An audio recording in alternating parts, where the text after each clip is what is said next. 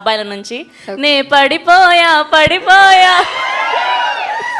That's so sweet. Congratulations and welcome to Tollywood. Thank you so much. And ఇప్పుడు మా రాజు సుమన్ ప్రభాస్ గారిని మాట్లాడవలసిందిగా request చేస్తున్నాం.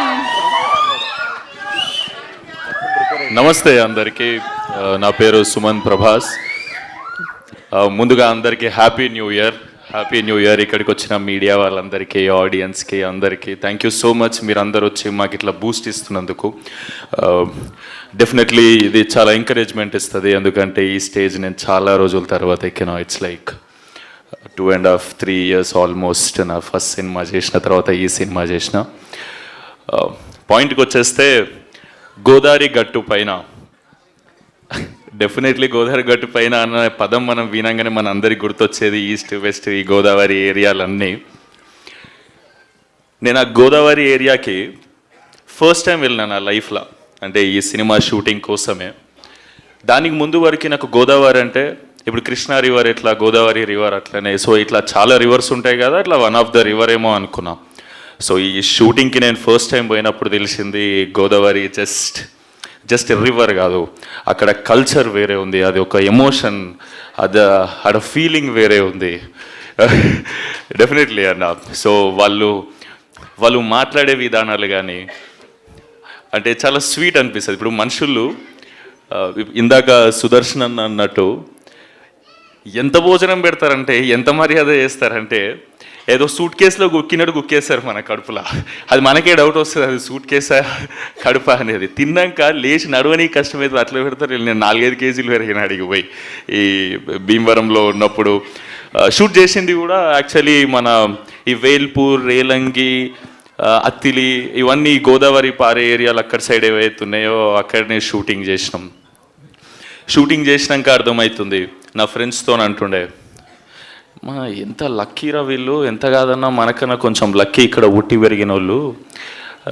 ఎందుకంటే వాళ్ళకు పొద్దున్నే అలారంతో లేవాల్సిన అవసరం లేదు, పొద్దున్నే పందెం కోళ్ళు లేపుతాయి, నాటుకోళ్ళు లేపుతాయి. వాళ్ళని లేచి పొద్దుంతా పనిచేసి సాయంత్రం అలసిపోయి స్ట్రెస్ వస్తే టైంకి మంచిగా గోదావరి గాలి వచ్చి తగులుతుంటుంది వీళ్ళకి. అంటే ఎన్ని మెడిటేషన్ యాప్లు డౌన్లోడ్ చేసుకుంటే మనకు రిలీఫ్ రాదు, ఎన్ని చేసుకున్నా. అక్కడ నువ్వు గోదావరి పక్కన నువ్వు అర్ధగంట అటు ఇటు నడిస్తే, నేను చెప్తున్నా కదా, ఏదో యూట్యూబ్లో గంట సేపు మెడిటేషన్ మ్యూజిక్ పెట్టుకొని అంత రిలీఫ్ దొరుకుతుంది, అంతకన్నా ఎక్కువ దొరుకుతుంది. డెఫినెట్లీ న్యాచురల్ ఏసీలో పుట్టి పెరిగారు వీళ్ళంతా. నేను అనుకునేటోని, అరే కేరళ పోతే మస్తు ఉంటుంది, వింటర్ సీజన్లో కేరళ పోతే మస్తు ఉంటుంది అని. కేరళ కన్నా చాలా చాలా బ్యూటిఫుల్ లొకేషన్స్ ఉన్నాయి మన గోదావరి ఏరియాలలో. అండ్ నేను పర్సనల్గా ఎక్స్పీరియన్స్ చేసిన. అంటే నేను దానికి ముందే ఒక 2 months బ్యాక్ కేరళ పోయి వచ్చిన. నాకు ఈడికి వచ్చినాక అరే ఇంత మంచి ఏరియా, ఇంత దగ్గరలో మన తెలుగు స్టేట్స్లో పెట్టుకొని నేను అంత దూరం ఎందుకు పోయినారా అనిపించింది. నా ఫ్రెండ్స్ని అందరిని వేసుకొని పోతే 50,000 ఖర్చు అయింది, వేరే విషయం. అంటే ఈడంటే మనదే కదా, దగ్గర ఉంటుంది, భాష సేమ్ ఉంటుంది. ఇవన్నీ చూసినాక సో ఇదంతా షూటింగ్ ఎంజాయ్ చేస్తున్నా అన్న వాళ్ళతోని. సో ఇలా నేచర్ని ఎంజాయ్ చేస్తున్నా. కానీ ఈ కథ నాకు చెప్పినప్పుడు కూడా ఇవంతా ఎంజాయ్ చేస్తున్నా. నేను వెనకకు పోయి ఒకసారి ఆలోచించుకునేటోని, స్టోరీ ఎట్లా ఓకే చేసిన నేను ఇది అని. నాకు చాలా స్టోరీస్ వింటున్నా. నేను ఈ సినిమాకు ముందుకు 80-85 కథలు విన్నా నేనైతే. అంటే ఏం చేయాలనో తెలియదు. అంటే నేను బ్లాక్ బస్టర్ కథలు కూడా ఇచ్చిపెట్టేసిన దాంట్లో, కానీ తెలీదు ఆ మూడ్కి అది తగ్గట్టు నేను పర్సనల్గా ఏం చేయాలని మనకంటూ పర్సనల్ థాట్ ఉంటుంది కదా. ఆ థాట్లో పోతుండే ఈ మనిషి వచ్చి సుభాష్ చంద్ర అనే ఆయన వచ్చి నాకు ఈ గోదావరి గట్టుపైన అని కథ చెప్పిండు. సూపర్ ఎగ్జైట్ అయినా. అండ్ ఈ మనిషి గురించి నాకు ముందే తెలుసు. 100 షార్ట్ ఫిలిమ్స్ చేసి వీళ్ళు, అది మజాక్ కాదు. ఒక మనిషి యూట్యూబ్లో కంటెంట్ అందరికీ చెప్పాలని చెప్పి 100 షార్ట్ ఫిలిమ్స్ చేయడం అనేది అస్సలు మజాక్ కాదు. నేను వీళ్ళ షార్ట్ ఫిలిమ్స్ చూసి మేము కాలేజ్లో ఉన్నప్పుడు మేము ఇన్స్పైర్ అయ్యేటోళ్ళం.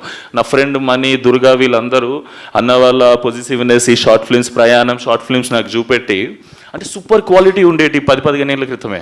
అవి చూసి ఇట్లా ఇన్స్పైర్ అయ్యి మనం కూడా ఇట్లా చేద్దామరా అని అనుకున్నాం. దాని తర్వాత మేము సంహౌ సినిమాలకు వచ్చినాం, మేము ఫేమస్ అనే సినిమా చేసినాం. కానీ నా నెక్స్ట్ సినిమా నేను ఎవరి దగ్గరనైతే మ్యాక్సిమం ప్రెజెంటేషన్ కానీ ఈ తీసే విధానం కానీ ఇన్స్పైర్ అయ్యి ఉండేనో షార్ట్ ఫిలిమ్స్ ఉన్నప్పుడు, ఆ మనిషి వచ్చిన సెకండ్ సినిమా తీస్తున్నట్టు నేను చాలా హ్యాపీ ఫీల్ అయినా.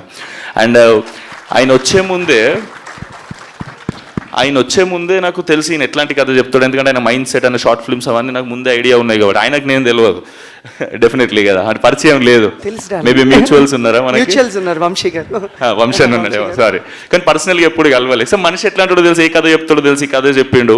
చెప్తున్నా కదా, ప్రాపర్ కిటికీలకి వెళ్ళి పల్లెటూరుని చూసినట్టు ఉంటుంది ఈ కథ. అంటే ఈ సినిమాని ఫీల్ అవ్వాలంటే ఎట్లా చెప్పాలి మీకు, మీరు ఈ సినిమా ఇప్పుడు నేనే ఉన్నా, నేనేమో కొట్టే తెచ్చే పెట్టినట్టు ఉంటుంది నేను మాట్లాడేది. నేను పుట్టి పెరిగిందంతా తెలంగాణలో కాబట్టి ఈ అన్న వచ్చి నాకు గోదావరి స్లాంగ్లో డైలాగ్ చెప్తా, అది మెలోడీ సాంగ్ లేకుంటుంది, నాదేమో ఫోక్ సాంగ్ లేకుంటుంది. అది నాకు మస్తు కష్టమయ్యేది రెండింటి బ్లెండ్ చేసుడు. ఇప్పుడు ఈ అన్న డైలాగ్ చెప్తాడు, ఏంది మన దాంట్లో అయితే మాటలు ఎట్లుంటాయి, ఇటు సైడ్ అయితే ఎమ్రాల్లుడు ఎట్లున్నావు అని అంటే, అరే మంచిగా ఉన్నామమ్మ నువ్వు ఎట్లున్నావే, అది ఇదే డైలాగ్ మన దాంట్లో ఉంది కదా. ఇప్పుడు వీళ్ళందరూ నన్ను బాగా ట్రైన్ చేశారు, ఎందుకంటే మనకు మస్తు కష్టమవుతుంది ఆ స్లాంగ్ మాట్లాడడం.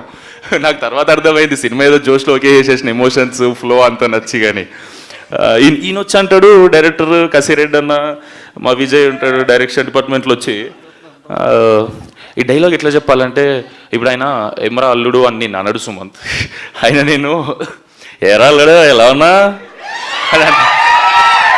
అప్పుడు నువ్వేం చెప్పాలంటే, కేక నువ్వేటి మాయా జుట్టుకు మంచి రంగేస్తున్నట్టునా, ఇంట్లో అత్తయ్య లేదా అంటే నాకు ఇది అచీవ్. ఇప్పుడు నేను చాలా ఫ్లోగా ఏదో చెప్పేస్తున్నా, డెఫినెట్లీ అక్కడ పుట్టి పెరిగినంత ఆర్గానిక్గా రాకపోవచ్చేమో, కానీ ఇది నాకు ఫ్లో అచీవ్ చేయడానికి వీళ్ళు చాలా కష్టపడ్డారు. ఎందుకంటే నాకు మస్తు కష్టమైంది అది నేర్చుకునేటప్పుడు, కానీ నాకు నేర్పించడం ఇంకా కష్టం వీళ్ళకి. Thank you so much Subhash అన్న, thank you so much Kasireddy అన్న. అండ్ నువ్వంటావు గోదావరిలో మాట్లాడతాడు, నెల్లూరు మాట్లాడతాడు ఈ అన్న.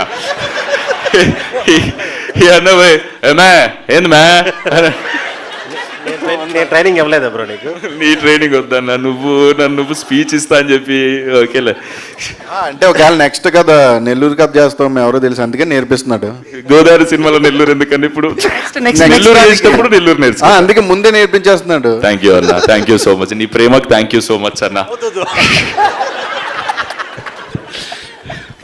సారీ, నేనేం స్పీచ్ ప్రిపేర్ కాలే. నేనేమనుకున్నా అంటే, నేను ఏదైతే ఎక్స్పీరియన్స్ చేసినో జెన్యూన్గా అక్కడికి పోయి కానీ ఈ సినిమా చేస్తున్నప్పుడు కానీ అంబియన్స్ అంతా చూసి అదే మాట్లాడేద్దాం మనస్ఫూర్తిగా ప్రేమతో అనుకున్నా. సో నేనేమన్నా అటు ఇటు మాట్లాడితే నన్ను క్షమించండి. సో ఫైనల్లీ చెప్పాలంటే, ఈ సినిమా అంటే నాకు అనిపించింది, ఈ అమ్మాయి చెన్నై నుంచి వచ్చి తెలుగులో స్పీచ్ ప్రిపేర్ అయ్యి తెలుగులో మాట్లాడింది. అంటే నేను గోదావరిలో మాట్లాడకపోతే కష్టమవుతుంది కదా, అంటే న్యాయం చేసినట్టు ఉండదు నేను గోదావరి గట్టు పైన అని టైటిల్ పెట్టి. సో మీ అందరికీ లాస్ట్ ఒక మాట చెప్తున్నా, గోదావరి స్లాంగ్లో చెప్పడానికి ట్రై చేస్తున్నా డెఫినెట్లీ. Thank you. చెప్తున్నాను కదండి, మీరు కానీ టికెట్ కొని థియేటర్లో కూర్చుంటే గోల్డెన్ అవర్లో గోదావరి పడవెక్కినట్టు ఉంటుందండి ఈ సినిమా. మీరు చాలా ఎంజాయ్ చేస్తారు, సూపర్గా ఎంజాయ్ చేస్తారు. కానీ ప్రామిసెస్ చెప్తున్నా, సమ్మర్లో పోతే మాత్రం సహారా డెజర్ట్ ఫీలింగ్ ఇచ్చింది ఇది. అంటే నాకు అలవాటు లేదు, ఎప్పుడు పోయినా వింటర్లో పోయినా షూట్లకు, లాస్ట్ షెడ్యూల్ ఒకటి సమ్మర్లో అయినా అమ్మ వేరే లెక్కుండే. కానీ ఎంజాయ్ చేస్తాం, మనుషుల ప్రేమ మనల్ని అవన్నీ మర్చిపోయేటట్టు చేస్తుంది. And thank you so much, and thank you so much నా ప్రొడ్యూసర్స్కి, అభినవ్ అన్న, రెడ్ పపెట్ ప్రొడక్షన్ హౌస్, చాలా ప్యాషనెట్ ప్రొడ్యూసర్స్. పొలాల రేట్లు పెరిగినాయని ఎందుకు అవుతారన్నా ప్రొడ్యూసర్స్, నువ్వు గమ్మత్ లేదు అన్న, చాలా ప్యాషనెట్ ప్రొడ్యూసర్, నేర్చుకుంటూ దాని గురించి. ఇవాళ రేపు చాలామంది డబ్బులు ఉన్నాయంటే పెట్టేసి సినిమా చేస్తారు, మనిషి అట్లా కాదు, చాలా క్రాఫ్ట్ నేర్చుకొని దాని మీద ఇది ఏది ఎంత పెడితే ఏ స్కేల్లో వస్తుంది. అంటే ఫస్ట్ టైం తీసిన ప్రొడ్యూసర్ ఈ క్వాలిటీ, మీరు టీజర్ చూస్తే మీకు క్వాలిటీ మంచిగా అనిపించిండొచ్చు కదా అనుకుంటున్నా. సో నేను సాటిస్ఫై అయినా, నా సెకండ్ సినిమా ఇట్లుంటే బాగుంటుందని ఆ రేంజ్లో తీసినందుకు thank you so much Abhinav అన్న. And thank you for everything whatever you have done for me అన్న. ఎందుకంటే నన్నే కాదు, ఈ అన్న నన్ను, నా ఫ్రెండ్స్ అందరినీ కూడా ప్రేమిస్తాడు అన్నట్టు. థ్యాంక్ యూ సో మచ్ అన్న, మా అందరినీ నువ్వు ఇన్ని రోజులు భరించినందుకు thank you so much. Thank you for everything. అదే నువ్వు ఏందన్నా, నువ్వు మోమాటం ఏందన్నా ఇది, నువ్వు కిందికి రా ఒకసారి. కాదన్నా నువ్వు ఒకసారి కిందికి రా, ఇది అరే ఒక్కసారి ప్రేమించుకో. ఇప్పుడు గ్రూప్ ఫోటో కోసం, ఒక్కసారి గ్రూప్ ఫోటో కోసం మా ప్రొడ్యూసర్ అభినవ్ గారిని సాదరంగా వేదిక మీద మనం పలికేస్తున్నాం. రెడ్ పపెట్ ప్రొడక్షన్స్ బ్యానర్ పై అంటే ఇంత మనిషి అద్భుతమైన రాసినట్టే ఉంటాడు. సినిమాని మొహమాటం అంటే నిజంగా మొత్తం మొహమాటమే. ఎగ్జాక్ట్. అందించబోతున్నటువంటి అభినవ్ గారు ఈస్ హియర్. అండ్ అలాగే మా కాస్ట్యూమ్ డిజైనర్ శివ గారిని కూడా సాధారణంగా వేదిక మీదకి ఆహ్వానం పలికేస్తున్నాం. అండ్